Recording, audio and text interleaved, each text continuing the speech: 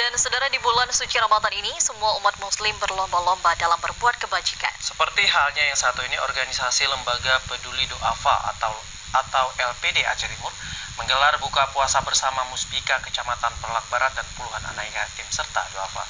Berikut laporan selengkapnya.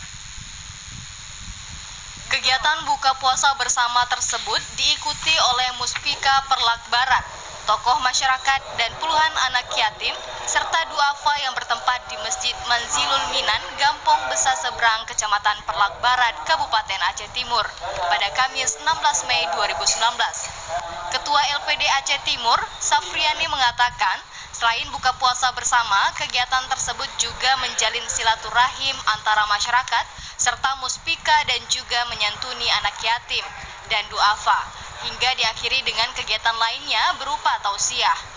Ia berharap semoga dengan kegiatan seperti ini dapat meningkatkan kepedulian masyarakat terhadap anak yatim dan duafa, sehingga di Aceh Timur khususnya anak yatim dan duafa merasa dipedulikan.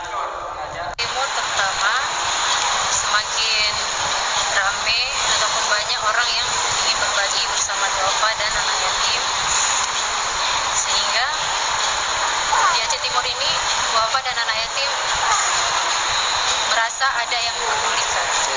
Anak yatimnya ada sekitar 36 orang. Sementara founder LPD Muspendi mengungkapkan bahwa kegiatan ini merupakan kegiatan tahunan yang rutin dilakukan setiap Ramadan. Kegiatan ini juga didukung oleh masyarakat dengan menyumbang seadanya untuk bertujuan ibadah di sisi Allah Subhanahu wa Ta'ala.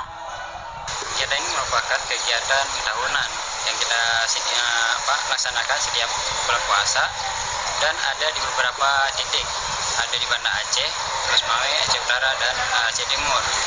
Selain buka puasa, ada juga sembako, kita masak, dan beberapa kegiatan lainnya. Dari Aceh Timur, Said Maulana, TVRI melaporkan.